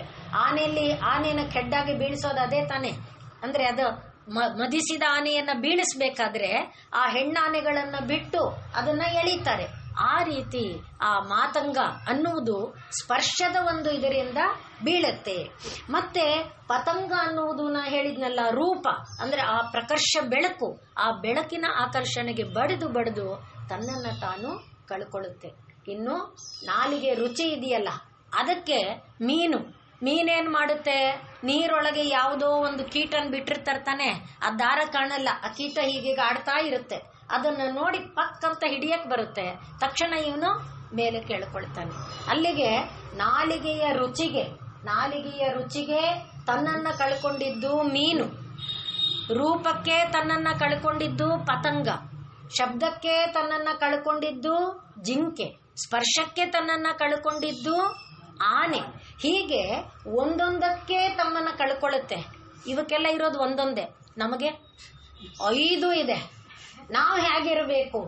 5ರ ಆಕರ್ಷಣೆ ನಮಗಿದೆ. ಅದನ್ನ ವಿವೇಕ ಚೂಡಾಮಣಿಯಲ್ಲಿ ಹೇಳ್ತಾರೆ ಶಂಕರರು. 5 ಆಕರ್ಷಣೆ ನಮಗಿರುವಾಗ ಒಂದೊಂದಕ್ಕೆ ಜೀವ ಹೋಗುತ್ತೆ ಅಂದ್ರೆ 5 ಇರೋರ ಕಥೆ ಏನು? ಅದಕ್ಕೆ ತಾಯಿ ತೋರಿಸ್ತಾ ಇದ್ದಾಳೆ, ಪಂಚ ತನ್ಮಾತ್ರ ಸಾಯಕ. ಈ 5ರ ಆಕರ್ಷಣೆ ಇದ್ರೂ ಕೂಡ ಈ 5ಅನ್ನೂ ಕೇಂದ್ರೀಕರಿಸಿದಾಗ ಯಾರ ಬಳಿಗೆ ನಾವು ಹೋಗ್ತೇವೆ? ತಾಯಿಯ ತೋಳಿನ ಬಳಿಗೆ ಹೋಗ್ತೇವೆ. ತಾಯಿಯ ತೋಳು ಸಾಕಲ್ಲ, ಅಪ್ಪಿಕೊಂಡರೆ ಎಲ್ಲ ಕಷ್ಟಗಳು ಮರೆಯಾಗುತ್ತೆ, ಎಲ್ಲ ನೋವುಗಳು ದೂರ ಆಗುತ್ತೆ. ತಾಯಿಯ ಮಡಿಲಿನ ಆಸರೆ ಎಲ್ಲ ಇದನ್ನು ಮರೆಸಿ ಆನಂದದ ಭಾವದಲ್ಲಿ ನಮ್ಮನ್ನ ಉಳಿಸುತ್ತೆ ಅಂತ ವಿವೇಕ ಚೂಡಾಮಣಿಯಲ್ಲಿ ಶಂಕರರು ಹೇಳ್ತಾರೆ. ಹಾಗೆ ಈ ಪಂಚ ತನ್ಮಾತ್ರ ಒಂದೊಂದು ಬಾಣಗಳಿಗೆ, ಇದರಲ್ಲಿ ಈ ಬಾಣಗಳಿಗೆ ನಾವು ನಿನ್ನೆ ಹೇಳ್ಕೊಂಡಿದ್ವು 3 ಸ್ವರೂಪ ಇದೆ ಅಂತ. ಒಂದು ಸ್ಥೂಲ ಸ್ವರೂಪ, ಒಂದು ಮಂತ್ರ ಸ್ವರೂಪ, ಇನ್ನೊಂದು ಸೂಕ್ಷ್ಮ ಸ್ವರೂಪ ಎಂಬುದಾಗಿ 3 ಸ್ವರೂಪ ಇದೆ ಅಂತ ಹೇಳಿಕೊಂಡ್ವಿ. ನಿನ್ನೆ ಆ ಮಂತ್ರ ಸ್ವರೂಪ ಯಾವಾಗ ತಗೊಂಡ್ವಿ? ಸರ್ಪಕ್ಕೆ ಆ ಬ್ರಹ್ಮಚಾರಿ ಅಥವಾ ಸನ್ಯಾಸಿ ಮಂತ್ರ ಹಾಕದ ಅಂದಾಗ ನಾವು ಇದನ್ನು ಗಮನಿಸ್ಕೊಂಡ್ವಿ. ಮಂತ್ರಕ್ಕೆ ಆ ಶಕ್ತಿ ಇದೆ. ನಮ್ಮಲ್ಲಿ ಹೇಳ್ತಾರೆ ಮಣಿಮಂತ್ರ ಔಷಧಿ ಅಂತ. ಈ 3 ಪ್ರಯೋಗ ಮಾಡುವುದರ ಮೂಲಕ, ಔಷಧಿ ಅಂದ್ರೆ ಗಿಡಮೂಲಿಕೆ, ಈ 3 ಪ್ರಯೋಗ ಮಾಡುವುದರ ಮೂಲಕ ಯಾವುದನ್ನು ನಾವು ಗೆಲ್ಲಬಹುದು ಅಂತ. ಈ ಬೆಂಕಿ ಸುಡ್ತಾ ಇರುತ್ತೆ, ಒಂದು ಮಣಿಯನ್ನ ಇಟ್ಬಿಟ್ರೆ ನೋಡುವಾಗ ಧಗಧಗ ಉರಿತಾ ಇರುತ್ತೆ ನೋಡೋರ ಕಣ್ಣಿಗೆ. ಅದು ಯಾವುದೋ ಒಂದು ಮಣಿ ಅದರೊಳಗೆ ಇಟ್ಟಿದ್ರೆ ನೋಡೋರ ಕಣ್ಣಿಗೆ ಉರಿತಿರುತ್ತೆ, ಆದ್ರೆ ಮುಟ್ಟವನಿಗೆ ಏನು ತಾಪ ತಗಲಲ್ಲ, ಕಾವು ಬರೋದಿಲ್ಲ ಅಂಥ. ಅದಕ್ಕೆ ಮಣಿ, ಮಂತ್ರ, ಔಷಧಿ ಅಂತ 3 ಹೇಳ್ತಾರೆ. ಹಾಗೆ ಇಲ್ಲ ಮಂತ್ರ ಶಕ್ತಿ ಇದ್ರೂ ಕೂಡ ಆ ತಾಪಗಳನ್ನು ನಾವು ಕಳ್ಕೊಳ್ಬಹುದು. ಈಗ ಈ ಬಾಣಗಳಲ್ಲಿ 3 ಶಕ್ತಿ ಇದೆ. ಒಂದು ಹೊರ ಸ್ಥೂಲ ರೂಪ, ಆ ಸ್ಥೂಲ ರೂಪದಲ್ಲಿ ಏನಿದೆ ಅದು ನಮ್ಮನ್ನ ಹರ್ಷಣ, ಮಾರಣ ಅಂದ್ರೆ ಆ 5 ರೂಪಗಳಿಗೆ ಹೇಳಿದ್ವಲ್ಲ, ನಮ್ಮನ್ನ ಆಕರ್ಷಿಸೋದು, ಆನಂದ ಕೊಡೋದು, ಸೆಳೆಯೋದು, ಆ ರೀತಿ ಎಲ್ಲ ಮಾಡುತ್ತೆ. ಆ 5 ರೂಪ ಅದು ಸ್ಥೂಲ ರೂಪ. ಅದು ಯಾವ ರೀತಿಯಲ್ಲಿ? ಹೂವುಗಳ ರೂಪದಲ್ಲಿ, ಅಂದ್ರೆ ಕೆಂದಾವರೆ, ಕನ್ನೈದಿಲೆ, ಈ ರೀತಿಯ ರೂಪಗಳಲ್ಲಿ ಪಂಚಬಾಣ ಅಂತ ಮನ್ಮಥನನ್ನು ಕರೀತಾರೆ. ಮಾವಿನ ಹೂವು ಇವೆಲ್ಲ ಅವನಿಗೆ ಬಾಣ. ಯಾರಿಗೆ? ಮನ್ಮಥನಿಗೆ. ಅಂಥ ಹೂವಿನ ಬಾಣ ಆಗಿದ್ರೂ ಕೂಡ ಅವನು ಕೊಡುವ ಬಾಧೆ ಇದೆಯಲ್ಲ, ತಡೆಯಲಾರದಂಥ ಒಂದು ಬಾಧೆ. ನಾವು ಕೈಕೇಯಿಯ ದೃಷ್ಟಾಂತ ಒಂದು ನೋಡ್ಬಿಟ್ರೆ ಸಾಕು. ಒಂದು ಕೇವಲ ಮಂಥರೆಯ ಮಾತು ಕಿವಿಯಲ್ಲಿ ಬಿದ್ದದ್ದೇ ಬಿದ್ದಿದ್ದು ಎಷ್ಟು ಒದ್ದಾಡ್ಬಿಡ್ತು ಆ ಜೀವ. ನಮಗೆ ಪಾಪ ಅನ್ಸುತ್ತೆ ನೋಡಿದಾಗ, ಅಯ್ಯೋ ಪಾಪ ಇಷ್ಟು ಒದ್ದಾಡ್ತಾ ಇದೆಯಲ್ಲ ಆ ಒಂದು ಮಾತಿಗೆ. ಅವಳಿಗೆ ಗೊತ್ತಿದೆ ರಾಮ ಎಂಥ ಶ್ರೇಷ್ಠನಾದವನು, ರಾಮ ಎಲ್ಲ ತಾಯಿಯರನ್ನ ಸಮಾನವಾಗಿ ಕಂಡವನು, ಆನಂದದಿಂದ ಕುತ್ತಿಗೆಯ ಹಾರ ತೆಗೆದುಕೊಡ್ತಾಳೆ ಮಂಥರೆಗೆ. ಅಂಥ ಮಂಥರೆಗೂ ಕೂಡ, ಅಂಥ ಕೈಕೇಯಿಗೂ ಕೂಡ ಮನಸ್ಸಿನೊಳಗೆ ಆ ಬೀಜ ಬಿದ್ದು ಬಿಡುತ್ತಲ್ಲ, ಆ ಕಾಮದ ಬೀಜ, ಅಷ್ಟು ಸಾಕು ಏನು ರೀತಿ ಒದ್ದಾಡೋ ಹಾಗೆ ಮಾಡಿಬಿಡುತ್ತೆ. ಎಲ್ಲ ಕಿತ್ತು ಎರಚಿ ಮನೆಯೆಲ್ಲ ಬಿದ್ದು ಹೊರಳಾಡಿ ಅಂಥ ಒಂದು ರೀತಿಗೆ ನಮ್ಮನ್ನ ಒಳಗು ಮಾಡುವಂತೆ ಮಾಡುತ್ತಲ್ಲ, ಆ ರೀತಿಯಲ್ಲಿ. ಆದ್ರಿಂದ ಈ ಒಂದು ಬಾಣಗಳು ನಮ್ಮನ್ನ ಯಾವ ಪುಷ್ಪ ಬಾಣ ಆಗಿದ್ರೂ ಕೂಡ ಮನ್ಮಥ ಅಷ್ಟು ಕಠೋರ. ಅವನ ಬಾಣದ ಒಂದು ಹೊಡೆತ ಬಿದ್ದು ಬಿಟ್ರೆ ಅದನ್ನ ತಡ್ಕೊಳಕ್ಕಾಗಲ್ಲ, ಅದರಿಂದ ಮೇಲೆ ನಾವು ಎದ್ದು ಬರೋದಕ್ಕೆ ಆಗಲ್ಲ, ಅಷ್ಟು ತೀವ್ರ. ಅದು ಸ್ಥೂಲ ರೂಪದಲ್ಲಿ ಹೂವಿನ ರೂಪದಲ್ಲಿದೆ, ಸೂಕ್ಷ್ಮ ರೂಪದಲ್ಲಿ ಯಾವ ರೂಪದಲ್ಲಿದೆ? ಮಂತ್ರ ರೂಪದಲ್ಲಿದೆ. ಮತ್ತೆ ಈಗ ಇನ್ನೊಂದು ರೂಪ ನಾವು ಹೇಳಿದ್ವಲ್ಲ ಪರ ಎಂಬುದಾಗಿ, ಅದು ವಾಸನಾ ರೂಪದಲ್ಲಿದೆ. ವಾಸನಾ ಅಂತ ಹೇಳಿದ್ರೆ ಈಗ ಆರಂಭದಲ್ಲಿ ನಾವು ಹೇಳ್ಕೊಂಡ್ವಿ, ಯಾವ ಒಂದು ರಾಗದ್ವೇಷಗಳು ಮನಸ್ಸಿನಲ್ಲಿ ಮುದ್ರೆ ಒತ್ತಿ ಒತ್ತಿ ಒತ್ತಿ ಅದನ್ನೇ ಮನನ ಮಾಡ್ತಾ ಇದ್ರೆ, ನನಗೆ ಹೀಗೆ ಮಾಡಿದ್ರು, ನಂಗೆ ಹೀಗೆ ಮಾಡಿದ್ರು, ನಂಗೆ ಹೀಗೆ ಮಾಡಿದ್ರು 10 ಸಲ ನೀವು ಹೇಳ್ಕೊಳ್ಳೋ ವೇಳೆಗೆ ಮನಸ್ಸಿನಲ್ಲಿ ಅದು ಗಟ್ಟಿಯಾಗಿ ಕೂತು ಬಿಡುತ್ತೆ. ಅಯ್ಯೋ ಬಿಡಪ್ಪ ಇದೆಲ್ಲ ಲೋಕದಲ್ಲಿ ಇರೋದೆ ಅಂತ ಒದರಿಕೊಂಡ್ರೆ ಅದು ಗಟ್ಟಿಯಾಗಿ ಕೂತ್ಕೊಳ್ಳಲ್ಲ, ಅದನ್ನ ನಾವು ಮರೆತುಕೊಳ್ಬೇಕು. ಅದಕ್ಕೋಸ್ಕರನೇ ಈ 4 ತೋಳುಗಳನ್ನ ಮೊದಲಿಗೆ ತೋರಿಸಿ 4 ತೋಳುಗಳಲ್ಲಿರುವ ಆಯುಧಗಳನ್ನು ತೋರಿಸಿ ತನ್ಮೂಲಕ ಈ ಪ್ರಪಂಚ ಎನ್ನುವ ಬಂಧದಿಂದ ನಾವು ಬಿಡಿಸ್ಕೊಂಡು ಹೇಗೆ ಹೊರಗೆ ಬರಬೇಕು, ಹೇಗೆ ಅದು ಮತ್ತೆ ತೋಳುಗಳಲ್ಲಿ ತೋರಿಸಿರುವ ಉದ್ದೇಶ ಪ್ರಪಂಚ ಅನ್ನುವುದು ಬಹಿರ್ದಶಾರ ಅನ್ನುವುದನ್ನು ತೋರಿಸೋದು ಒಂದು ಉದ್ದೇಶ. ಆದರೆ ಎರಡನೇ ಉದ್ದೇಶ ಏನಾಗಿದೆ, ಆ ತೋಳು ಎಂಬುದು ರಕ್ಷಣೆ ಅನ್ನುವ ತತ್ವವನ್ನು ತೋರಿಸ್ತಾ ಈ ವಿಷಯನೇ, ಯಾವ ವಿಷಯ ನಮಗೆ ನೋಯಿಸ್ತಾ ಇದೆ, ಯಾವ ವಿಷಯ ನಮ್ಮನ್ನು ಕಟ್ಟಾಕ್ತಾ ಇದೆ, ಈ ವಿಷಯನೇ ನಮ್ಮನ್ನ ರಕ್ಷಣವಾಗಿಯೂ ಕೂಡ ರಕ್ಷಕವಾಗಿಯೂ ಕೂಡ ಆಗಬಲ್ಲದು ಅನ್ನುವುದನ್ನು ತೋರಿಸ್ತಾ ತಾಯಿಯ ಈ 4 ತೋಳುಗಳಲ್ಲಿ ಈ ಒಂದು ವಿಚಾರಗಳನ್ನು ನಾವು ನೋಡ್ತಾ ಇದ್ದೇವೆ. ಆದ್ದರಿಂದಲೇ ತಂತ್ರಸಾರದಲ್ಲಿ ಈ ರೀತಿ ಹೇಳುತ್ತಾರೆ. ಈಗ ನಾವು ಏನ್ ನೋಡಿದ್ವು, ರಾಗ ಎನ್ನುವುದನ್ನ ಇಚ್ಛಾಶಕ್ತಿ ಎಂಬುದಾಗಿಯೂ, ಕ್ರೋಧ ಎಂಬುದನ್ನ ಪ್ರಭುಶಕ್ತಿ ಎಂಬುದಾಗಿಯೂ, ಮನಸ್ಸು ಎಂಬುದನ್ನ ನಾವು ಜ್ಞಾನಶಕ್ತಿ ಎಂಬುದಾಗಿಯೂ ನೋಡಿದ್ವು. ಆದ್ರಿಂದ ಜ್ಞಾನಶಕ್ತಿ, ಇಚ್ಛಾಶಕ್ತಿ, ಕ್ರಿಯಾಶಕ್ತಿ ಸ್ವರೂಪಿಣಿಯಾಗಿ ಆ ತಾಯಿ ಯಾವ ಯಾವ ಒಂದು ಆಯುಧಗಳನ್ನು ತನ್ನ ಕೈಯಲ್ಲಿ ಹಿಡ್ಕೊಂಡಿದ್ದಾಳೆ, ಈ ಜ್ಞಾನ, ಇಚ್ಛೆ, ಕ್ರಿಯಾ ಎಂಬುದು ಮೂರೂ ನಮಗೆ ಪ್ರಪಂಚಕ್ಕೆ ಬೇಕು. ಈ ಮೂರರ ಸಹಾಯದಿಂದ ಪ್ರಪಂಚ ನಿರಂತರವಾಗಿ ನಡೀತಾ ಇರುತ್ತೆ. ಪ್ರಪಂಚ ನಡೆಯುವಾಗ ಎಲ್ಲಾದರೂ ಏನಾದರೂ ಅಡಚಣೆ ಉಂಟಾದ್ರೆ, ಭಂಗ ಬಂದ್ರೆ, ಆ ಭಂಗ ನಿವಾರಣೆಗೆ ಕೈಯಲ್ಲಿ ಆಯುಧ ಇದೆ. ಆ ಆಯುಧವನ್ನ ಪ್ರಯೋಗ ಮಾಡದಂತೆ ಧರ್ಮ ಮಾರ್ಗದಲ್ಲಿ ತನ್ನಿಂದ ತಾನು ಸಾಗುತ್ತಾ ಹೋಗ್ಬಿಟ್ರೆ ಇದು ಯಾವುದೂ ನಮಗೆ ಬಾಧಾಕರವಾಗಿ ಬಂಧಕರವಾಗಿ ಆಗೋದಿಲ್ಲ ಅನ್ನುವುದನ್ನ ತನ್ನ ಈ 4 ಬಾಹುಗಳ ಮೂಲಕ ತಾಯಿ ತೋರಿಸ್ತಾ ಅಗಾಧವಾದ ದಾರ್ಶನಿಕ ಅಂಶಗಳನ್ನ, ಉಪನಿಷತ್ತಿನ ಅಂಶಗಳನ್ನ ಈ 4 ತೋಳುಗಳಲ್ಲಿ ತೋರಿಸ್ತಾ, ಛಾಂದೋಗ್ಯದಲ್ಲಿ ಇದೇ ಒಂದು ಉಪಾಸನಾ ವಿಧಿ ಬರುತ್ತೆ. ಹೇಗೆ ನಾವು ಭಾವಿಸ್ಕೊಳ್ಬೇಕಪ್ಪ ಅಂತ ಕೇಳಿದ್ರೆ, ಈ ಒಂದು ನೆಲ ಇದೆಯಲ್ಲ, ಅಂದ್ರೆ ಮನೆ, ಈಗ ಸಾಧಾರಣಕ್ಕೆ ಮನೆಯನ್ನು ಕಲ್ಪನೆ ಮಾಡ್ಕೊಳ್ಳಿ. ಇದನ್ನ ಭೂಮಿ ಅನ್ಕೊಂಡ್ರೆ, ಮೇಲ್ಗಡೆ ಟೆರೇಸ್ ಇದೆಯಲ್ಲ ಅದನ್ನ ಆಕಾಶ ಅನ್ಕೊಂಡ್ರೆ, ಇಲ್ಲೆಲ್ಲ ಇದೆಯಲ್ಲ ಇದನ್ನ ಅಂತರಿಕ್ಷ ಅಂತ ಅನ್ಕೊಂಡ್ರೆ, ಅದನ್ನೇ ಇದು ಹೇಗಿದೆ, ಈಗ ಚಚ್ಚೌಕವಾಗಿದೆ ಅಲ್ವಾ. ಈ ಚಚ್ಚೌಕದಲ್ಲಿ ಒಂದೊಂದು ಕೋನಗಳಿದೆ. ಆ ಒಂದೊಂದು ಕೋನವನ್ನ ಇದು ನೀವು ಕಲ್ಪನೆ ಮಾಡಿಕೊಂಡ್ರೆ ನೋಡಿ, ಇದು ಸಂಪೂರ್ಣ ಶ್ರೀಚಕ್ರದ ಚಿತ್ರನೂ ನಿಮ್ಮ ಮನಸ್ಸೊಳಗೆ ಬರುತ್ತೆ. ಅದು ಹೊರ ದಶಾರದಿಂದ ಒಳಗೆ ಬರೋದನ್ನೇ ನಾ ಇಷ್ಟೊತ್ತು ತೋರಿಸಿದ್ದು ನಿಮಗೆ. ಇಷ್ಟು ಕಷ್ಟಪಡ್ತಾ ಇರೋದು ಕೂಡ ಅದಕ್ಕೋಸ್ಕರನೇ. ನಿಮ್ಗೆ ಆ ಚಿತ್ರ ಕಣ್ಣೊಳಗೆ ಬಂದ್ರೆ ತಾಯಿಯ ಪೂರ್ಣ ಚಿತ್ರ, ಅಂದ್ರೆ ಮಂತ್ರ ಸ್ವರೂಪ, ತಾಯಿಯ ಬಾಹ್ಯ ಸ್ವರೂಪವಾಗಿ 4 ತೋಳು ಕಾಣಿಸ್ತಾ ಇದೆ. ಅದರ ಮೂಲಕ ಇರುವ ಈ ಪ್ರಪಂಚ, ಅದರ ಮೂಲಕ ತಾಯಿಯ ಬಿಂದು ಸ್ವರೂಪದ ಬಳಿಗೆ ಬರುವಂಥದ್ದನ್ನ ನಾವು ಕಲ್ಪನೆ ಮಾಡ್ಕೊಳ್ಳೋಕ್ಕಾಗತ್ತೆ. ಅದಕ್ಕೋಸ್ಕರ ಇಷ್ಟು ಹೇಳ್ತಾ ಇರೋದು. ಈಗ 4 ಮೂಲೆಗಳಲ್ಲಿ ಒಂದೊಂದು ಮೂಲೆಯನ್ನ ಒಂದೊಂದು ದಿಕ್ಕು ಅಂತ ಭಾವಿಸ್ಕೊಳ್ಳೋದು.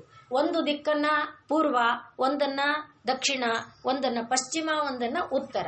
ಪೂರ್ವ ದಿಕ್ಕನ್ನ ಜುಹು ಎಂಬುದಾಗಿ, ದಕ್ಷಿಣ ದಿಕ್ಕನ್ನ ಸುಯಾಮುನ ಎಂಬುದಾಗಿ, ಅಲ್ಲಿ ಸಹಮಾನ ಎಂಬುದಾಗಿ ದಕ್ಷಿಣ ದಿಕ್ಕನ್ನ, ಪಶ್ಚಿಮ ದಿಕ್ಕನ್ನ ರಾಜ್ಞಿ ಎಂಬುದಾಗಿ, ಉತ್ತರ ದಿಕ್ಕನ್ನ ವಸುಧಾನಿ ಎಂಬುದಾಗಿ.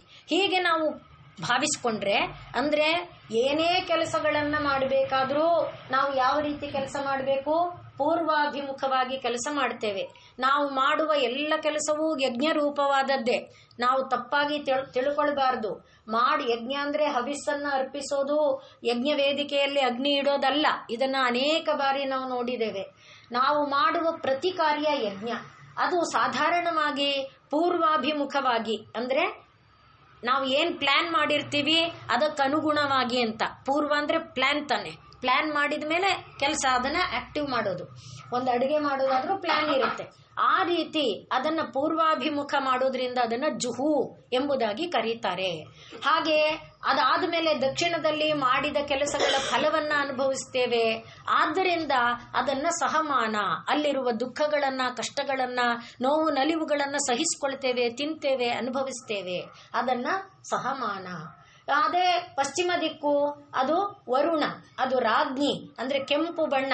ಸೂರ್ಯ ಮುಳುಗುವಾಗ ಯಾವ ಒಂದು ಬಣ್ಣ ಇದೆ, ಆ ಕೆಂಪು ಬಣ್ಣ ಅದು ರಾಜ್ಞಿ. ರಾಗರೂಪದಲ್ಲಿ ನಮ್ಮನ್ನು ಹೇಗೆ ಸೆಳೆಯುತ್ತೆ, ಆ ರೀತಿಯಾಗಿ ಪ್ರಪಂಚ ನಮ್ಮನ್ನು ಸೆಳೆದರೂ ಕೂಡ ಈ ಎಲ್ಲವನ್ನ ಒಳಗೊಳ್ಳುವ ಈ ಒಂದು ಕೋಣದ ಒಳಗಡೆ ಎಲ್ಲ ಅಡಗಿದೆ. ಎಲ್ಲ ವಸುಧಾನಿ ಅಂದ್ರೆ ಪ್ರಪಂಚದಲ್ಲಿ ಜೀವಿಗಳು ಬದುಕಬೇಕಾದ್ರೆ ಏನೇನು ಬೇಕೋ, ಯಾರ್ಯಾರಿಗೆ ಏನೇನು ಬೇಕೋ, ಈಗ ಶಬ್ದ ಕೆಲವಕ್ಕೆ ಬೇಕು, ಸ್ಪರ್ಶ ಕೆಲವಕ್ಕೆ ಬೇಕು ಅಂತ ಪಟ್ಟಿ ಹೇಳಿದ್ವಲ್ಲ, ಆ ಎಲ್ಲವನ್ನ ಒಳಗೊಂಡಿರೋದ್ರಿಂದ ಇದನ್ನ ವಸುಧಾನಿ, ಹೂವಿನ ಧಾನಿ ಅಂತೇವಲ್ವಾ, ಆ ರೀತಿ ಇದನ್ನ ವಸುಧಾನಿ ಎಂಬುದಾಗಿ ನಾವು ಭಾವಿಸಿಕೊಂಡು ಉಪಾಸನೆ ಮಾಡಬೇಕು ಅಂತ ನಮಗೆ ಉಪನಿಷತ್ ಹೇಳುತ್ತೆ. ಈಗ ಈ 4 ತೋಳುಗಳಲ್ಲಿ ಹೀಗೆ ಎಷ್ಟು ಔಪನಿಷದಿಕ ಅಂಶಗಳನ್ನ, ಎಷ್ಟು ದಾರ್ಶನಿಕ ಅಂಶಗಳನ್ನ, ಎಷ್ಟು ತಾತ್ವಿಕ ಅಂಶಗಳನ್ನ, ತಾಯಿಯ ಎಷ್ಟು ಮಾರ್ಮಿಕವಾದ ಒಂದು ಭಾವವನ್ನ ನಮಗೆ ತೋರಿಸ್ಕೊಡ್ತಾ ಇದ್ದಾರೆ. ಇದನ್ನ ನಾವು ಪರಿಭಾವಿಸಿಕೊಳ್ಳೋದಕ್ಕೆ ಮೊದಲಿಗೆ ನಮಗೆ ಕಾಣಬೇಕಾಗಿದ್ದು ಕಿರೀಟದ ತುಟ್ಟ ತುದಿಯಾಗಿತ್ತು. ಆದರೆ ಮೊದಲಿಗೆ ತೋರಿಸಿದ್ದು 4 ತೋಳುಗಳನ್ನ. ಈಗ ತಾಯಿಯ ಮುಂದಿನ ರೂಪವನ್ನ ನಮ್ಮ ಕಣ್ಣಿಗೆ ತೋರಿಸ್ತಾ ಇದ್ದಾರೆ. ಏನಂತ ತೋರಿಸ್ತಾ ಇದ್ದಾರೆ? ನಿಜಾರುಣ ಪ್ರಭಾಪೂರ ಮಜ್ಜತ್ ಬ್ರಹ್ಮಾಂಡ ಮಂಡಲ. ಈಗ ತಾಯಿ ಏನ್ ಮಾಡ್ತಿದ್ದಾಳೆ? ಇಷ್ಟು ಪ್ರಪಂಚವನ್ನ ಸೃಷ್ಟಿ ಮಾಡಿದ್ದಾರೆ ಅಂತ ನಾವು ಹೇಳಿದ್ವಲ್ಲ, ಈ ರೀತಿಯ ಒಂದು 4 ತೋಳುಗಳಿಂದ 4 ದಿಕ್ಕುಗಳು, 4 ದಿಕ್ಕುಗಳಿಂದ ಈ 4 ಈ ಕೋನಗಳಿರುವಂತಹ ಈ ಒಂದು ಮನೆ, ಈ ಮನೆ ನಿಮ್ಗೆ ಕಲ್ಪನೆ ಬಂದ್ರೆ, ಈಗ ಮಿಕ್ಕಿದ ನಿಮ್ಮನೆ ಯಾವ ಮನೆಯಲ್ಲೂ ಇರೋದೇ ಅದೇ ತರ, ಅದನ್ನ ನೀವು ಕಲ್ಪನೆ ಮಾಡಿಕೊಂಡ್ರೆ ಇಡೀ ಬ್ರಹ್ಮಾಂಡ ಅಷ್ಟೇ, ಇಡೀ ವಿಶ್ವಾಂಡ ಅಷ್ಟೇ. ಇದನ್ನೇ ಪಿಂಡಾಂಡ ಬ್ರಹ್ಮಾಂಡಗಳ ಸಂಯೋಜನೆಯಾಗಿ ಉಪನಿಷತ್ತುಗಳು ಹೇಳೋದು. ಆದ್ರಿಂದ ಅದನ್ನ ನೀವು ಕಲ್ಪನೆ ಮಾಡಿಕೊಂಡು ಬೆಳೆಸ್ಕೊಳ್ಬಹುದು. ಈಗ ನಿಜ ಅರುಣ, ನಿಜಾರುಣ ಪ್ರಭಾಪೂರ, ತನ್ನ ನಿಜ ತನ್ನ, ಅರುಣ ಕೆಂಪಾದ, ತನ್ನ ಕೆಂಪಾದ, ಪ್ರಭಾ ಪ್ರಕಾಶ, ತನ್ನ ಕೆಂಪಾದ ಪ್ರಕಾಶದ ಪೂರ ಪ್ರವಾಹ, ನಿಜಾರುಣ ಪ್ರಭಾಪೂರ, ತನ್ನ ಕೆಂಪಾದ ಪ್ರಕಾಶದ ಪ್ರವಾಹ ಅದು ಹರಿದು ಬರ್ತಾ ಇದೆ. ಅದರಿಂದ ಏನ್ ಮಾಡಿದಾಳೆ? ಮಜ್ಜತ್ ಮುಳುಗಿಸ್ತಾ ಇದ್ದಾಳೆ. ಯಾರನ್ನ? ಬ್ರಹ್ಮಾಂಡ ಮಂಡಲ. ನೋಡಿ, ಈಗ ನಾವು ಹೇಳಿದೆಲ್ಲ ಸೇರ್ತಾ ಇದೆಯಾ? ಎಲ್ಲ ಅಲ್ಲೇ ಸಮನ್ವಯ ಆಗ್ತಾ ಇದೆ. ತನ್ನ ಕೆಂಪಾದ ಕಾಂತಿಯಿಂದ, ನಿಜ ಅರುಣ ಪ್ರಭಾ, ತನ್ನ ಕೆಂಪಾದ ಕಾಂತಿಯಿಂದ, ಆ ಕಾಂತಿಯ ಪ್ರವಾಹ, ಪೂರ ಅಂದ್ರೆ ಪ್ರವಾಹ, ಅದು ಪ್ರವಾಹ ಅಂದ್ರೆ ಹರಿತಾನೇ ಇದೆ, ಕೊನೆ ಇಲ್ಲ ಅದಕ್ಕೆ, ಹರಿತಾನೇ ಇದೆ. ಆ ಪೂರದಲ್ಲಿ ಮಜ್ಜತ್ ಮುಳುಗಿಸ್ತಾ ಇದೆ. ಏನನ್ನ? ಬ್ರಹ್ಮಾಂಡ ಮಂಡಲ, ಸಂಪೂರ್ಣ ಬ್ರಹ್ಮಾಂಡ ಮಂಡಲವನ್ನ ಅದರೊಳಗೆ ಮುಳುಗಿಸಿದ್ದಾಳೆ. ಈಗ ನಾನು ಹೇಳಿದ ಅಷ್ಟು ಮಾತು ನಿಮ್ಮ ಮನಸ್ಸಿಗೆ ಬರಬೇಕು. ಏನು? ಪ್ರಪಂಚದಲ್ಲಿರುವ ಪ್ರತಿಯೊಂದರಲ್ಲೂ ಸತ್ ಚಿತ್ ಆನಂದ ಇದೆ ಅನ್ನುವ ಉದಾಹರಣೆ ನೋಡಿದ್ವು. ಆದ್ದರಿಂದ ತಾಯಿಯ ಸ್ವರೂಪ ಸತ್ ಚಿತ್ ಆನಂದ. ತಾಯಿ ತನ್ನ ಆ ಪ್ರೇಮ ರೂಪವನ್ನ, ತಾಯಿ ತನ್ನ ಆ ಪ್ರಭಾ ರೂಪವನ್ನ ನೋಡಿ, ಅಲ್ಲಿ ಪ್ರಭಾ ಇದೆ, ಪ್ರಭಾಪೂರ, ಮತ್ತೆ ಅರುಣ, ಅರುಣ ಎಂಬುದು ಪ್ರೇಮ ರೂಪ. ಆ ಪ್ರೇಮ ರೂಪ ತನ್ನ ಒಂದು ಪ್ರಕಾಶ ಚಿದ್ರೂಪ, ಆ ಪ್ರಕಾಶ ರೂಪದ ಪ್ರವಾಹದಲ್ಲಿ ಎಲ್ಲವನ್ನ ಮುಳುಗಿಸಿದ್ದಾಳೆ. ಅಂದರೆ ಪ್ರಪಂಚದಲ್ಲಿ ಯಾವುದೇ ಒಂದು ಅಣು ಇದ್ದರೂ ಕೂಡ ಅದು ತಾಯಿಯದೇ ವಸ್ತು. ನನ್ನದು ಅಂತ ನಾವು ಕ್ಲೈಮ್ ಮಾಡೋಕ್ಕೆ ನಮಗೆ ಯಾವ ಅಧಿಕಾರನೂ ಇಲ್ಲ. ನನ್ನ ಕಣ್ಣು ಹೋಗ, ನನ್ನಿಷ್ಟ, ನಾ ಬೇಕಾದ್ ನೋಡ್ತೀನಿ, ಇಲ್ಲ. ನಿನ್ನ ಕಣ್ಣು ಅಂತ ನೀನು ಹೇಳಕ್ಕೆ ನಿನಗೆ ಅಧಿಕಾರ ಇಲ್ಲ. ಈ ಕಣ್ಣು ಯಾರ್ದು? ಅವಳದು. ಅವಳ ಇಚ್ಛೆ ಹಾಗೆ ಇದು ಕೆಲಸ ಮಾಡಬೇಕೇ ಹೊರತು ನಿನ್ನ ಇಚ್ಛೆ ಹಾಗೆ ಅದು ಕೆಲಸ ಮಾಡೋದು ಅಲ್ಲ. ಆದ್ರಿಂದ ಮತ್ತೆ ಅಲ್ಲಿ ಮನೋರೂಪ ಅಂದಾಗ ಮನಸ್ಸಿನ ಇಚ್ಛೆಯಂತೆ ಇದು ಕೆಲಸ ಮಾಡಬೇಕು, ಮನಸ್ಸಿನ ಸಂಕಲ್ಪದಂತೆ ಕಣ್ಣು ಕೆಲಸ ಮಾಡಬೇಕು. ಆದ್ರಿಂದ ಹಾಗೆ ಒಂದೊಂದನ್ನ ನಾವು ನೋಡ್ತಾ ಬಂದ್ರೆ ಎಲ್ಲ ಯಾರ ವಸ್ತು ಆಗಿದೆ? ತಾಯಿಯ ವಸ್ತು ಆಗಿದೆ. ಅದರ ಮೇಲೆ ಅಧಿಕಾರ ಯಾರಿಗಿದೆ? ಯಾರ್ದೋ ಅವ್ರಿಗಿದೆ. ಯಾರ್ದದು? ತಾಯಿಯದು. ಆದ್ರಿಂದ ಪ್ರಪಂಚದಲ್ಲಿರುವ ಪ್ರತಿ ಪದಾರ್ಥದ ಮೇಲೆ ಅಧಿಕಾರ ತಾಯಿಗೆ ಇದೆ. ಈಗ ಯಾವುದಕ್ಕೆ ನಾವು ದುಃಖ ಪಡೋದು? ನನಗೆ ಆರೋಗ್ಯಕ್ಕೋಸ್ಕರನೋ ನನಗೆ ಅನಾರೋಗ್ಯಕ್ಕೋಸ್ಕರನೋ ನಾನು ದುಃಖ ಪಡೋದು ಅಲ್ಲ. ಅನಾರೋಗ್ಯದ ಮೇಲಿನ ಅಧಿಕಾರನೂ ತಾಯಿಗೆ ಇದೆ, ಆರೋಗ್ಯದ ಮೇಲಿನ ಅಧಿಕಾರನೂ ತಾಯಿಗೆ ಇದೆ, ಪುಣ್ಯದ ಮೇಲಿನ ಅಧಿಕಾರನೂ ತಾಯಿಗಿದೆ, ಪಾಪದ ಮೇಲಿನ ಅಧಿಕಾರನೂ ತಾಯಿಗೆ ಇದೆ, ಸುಖದ ಮೇಲಿನ ಅಧಿಕಾರ ತಾಯಿಗಿದೆ, ದುಃಖದ ಮೇಲಿನ ಅಧಿಕಾರ ತಾಯಿಗಿದೆ. ಹಾಗಿರುವಾಗ ಯಾವುದಕ್ಕಾಗಿ ನನಗೆ ಕೊಟ್ಲು ಅಂತ ನಾವು ಯಾವುದರ ಜೊತೆ ಯಾತಕ್ಕೆ ಜಗಳ ಆಡೋದು, ಯಾರ ಜೊತೆ ಜಗಳ ಆಡೋದು, ಯಾವುದಕ್ಕೆ ಹೋರಾಡೋದು? ಯೋಚನೆ ಮಾಡಿ ನೋಡಿದರೆ ಪ್ರಪಂಚಕ್ಕೆ ನಾನು ತಂದಿದ್ದು ಅನ್ನೋದಿಲ್ಲ, ಪ್ರಪಂಚದಿಂದ ನಾವು ಹೋಗುವಾಗ ನಾನು ತಗೊಂಡು ಹೋಗೋದು ಅನ್ನೋದು ಇಲ್ಲ ಅನ್ನುವ ಮಾತಿನ ಅರ್ಥ ಇಲ್ಲಿ ತುಂಬುತ್ತೆ. ಹೇಳ್ತೇವೆ, ಬಾಯಿನಲ್ಲಿ ಹೇಳ್ತೇವೆ, ಅದು ನಾವು ಅನುಷ್ಠಾನಕ್ಕೆ ತಂದುಕೊಳ್ಬೇಕಾದ್ರೆ ತಂದಿದ್ದು ತಗೊಂಡು ಹೋಗೋದು ಎಲ್ಲನೂ ಅವಳದೇ. ಆದ್ರಿಂದಲೇ ನಿಜ ಅರುಣ ಪ್ರಭಾಪೂರ, ಒಂದೊಂದು ಶಬ್ದನೂ ನೋಡಿ ಯಾರದದು ನಿಜ, ಅವಳದು. ನಿಜ ಅಂದ್ರೆ ಸತ್ಯ ಅನ್ನೋದು ಒಂದರ್ಥ, ನಿಜ ಅಂದ್ರೆ ತನ್ನ ಅಂತ ಒಂದರ್ಥ. ಏನು ಇದೆ ಅದೆಲ್ಲ ಅವಳದು, ತನ್ನ ಅವಳದು. ಮತ್ತೆ ಅದರಲ್ಲಿ ಅರುಣ ರಾಗ ಇದೆಯಲ್ಲ, ಆ ರಾಗನೂ ಅವಳದೆ. ನಮಗೆ ಈ ರಾಗ ಕೊಟ್ಟಿದ್ದಾಳಲ್ಲ, ನನ್ನ ಮಗು, ನನ್ನ ಮನೆ, ನನ್ನ ಅಧಿಕಾರ, ನನ್ನ ಆಸ್ತಿ, ನನ್ನ ಅಂತಸ್ತು, ಇದೆಲ್ಲ ಪ್ರೀತಿ ಕೊಟ್ಟಿದ್ದಾಳೆ. ಇದೆಲ್ಲ ಪ್ರೀತಿ ಕೊಟ್ಟಿರೋದು ಯಾರು? ಅವಳೇ. ಆ ಪ್ರೀತಿನೂ ಅವಳದೆ. ನಿಜ ಅರುಣ, ಅದು ಪ್ರಭಾ. ಆ ಪ್ರೀತಿ ಏನಾಗಬೇಕು? ಬೆಳಕಾಗಬೇಕು. ಯಾವ ಬೆಳಕನ್ನ ತೋರಿಸ್ಬೇಕು?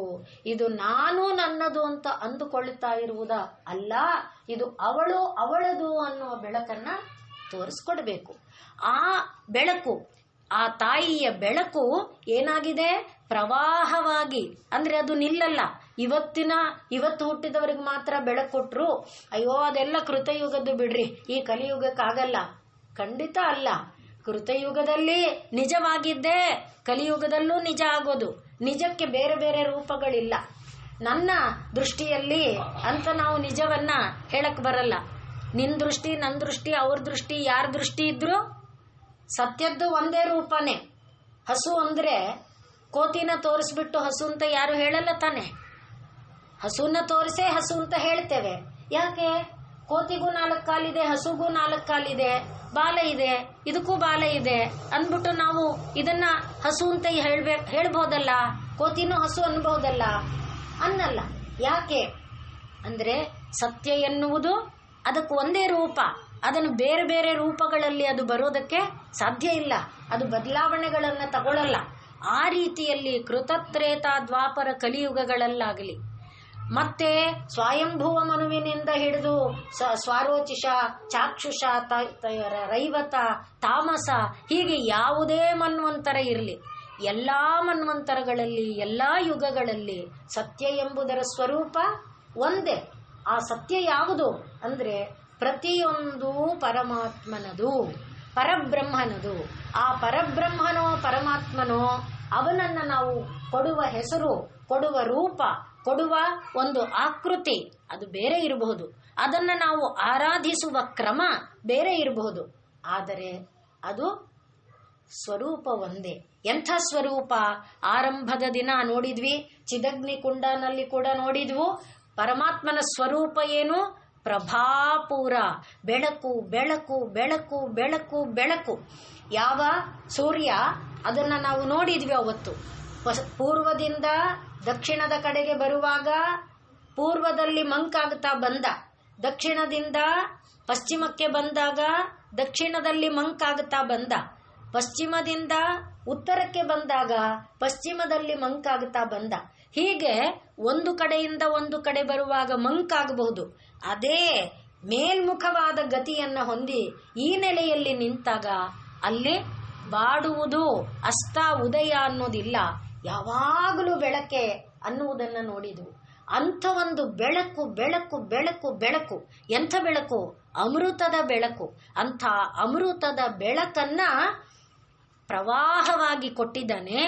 ಆ ಪ್ರವಾಹದ ಒಳಗೆ ಈ ಎಲ್ಲವನ್ನ ಇಟ್ಟಿದ್ದಾನೆ.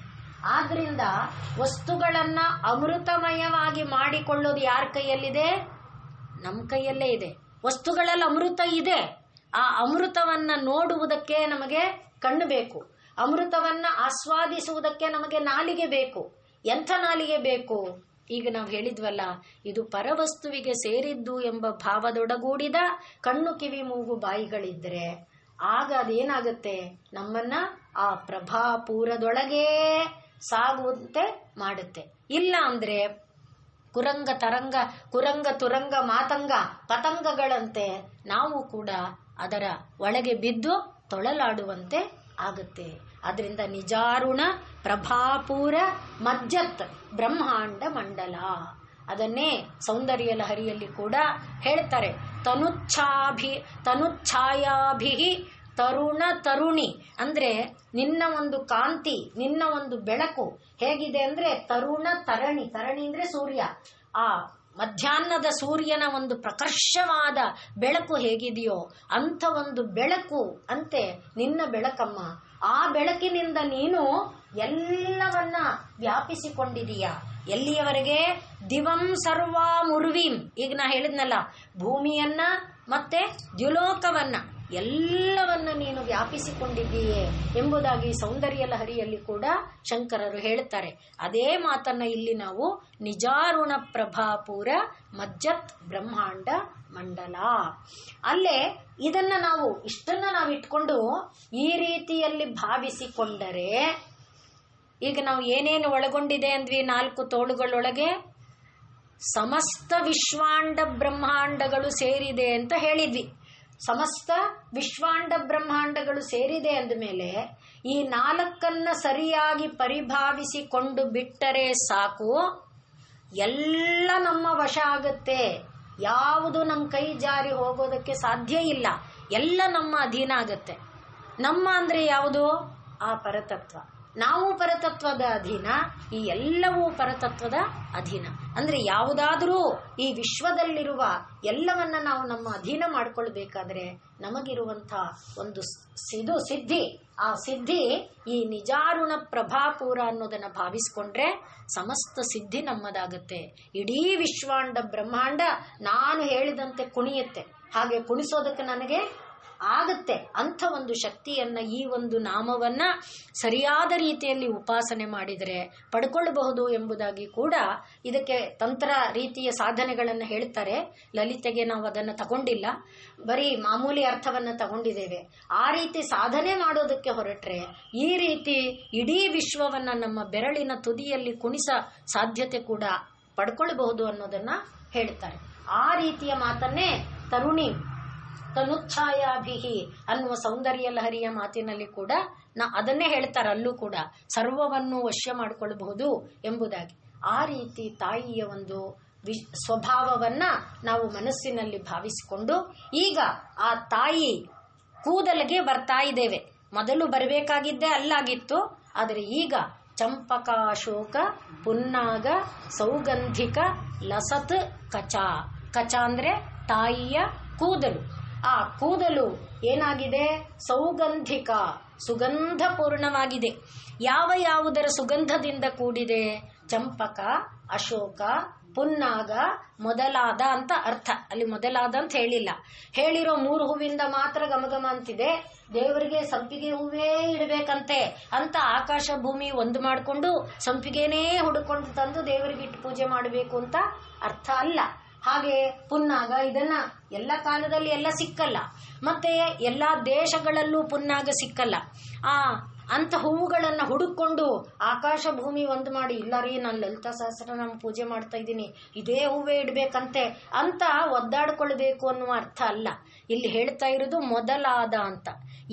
ಯಾವುದರದಾದರೂ ಸರಿ, ಇಷ್ಟು ಕಾಲ ನೋಡಿದೀನಾ, ಈ 4 ನಾವು ತಲೆಯಲ್ಲಿ ಇಟ್ಕೊಂಡ್ಬಿಟ್ರೆ ಸಾಕು. ಯಾವುದನ್ನ ಮೇಲಿಂದ ನಾವು ತಗೊಂಡ್ವಲ್ಲ, ಚಿದಗ್ನಿಕುಂಡ ಸಂಭೂತ, ಉದ್ಯದ್ಭಾನು ಸಹಸ್ರಾಭ, ಹಾಗೆ ಚತುರ್ಬಾಹು ಸಮನ್ವಿತ, ಈ 3 ಸಾಕು.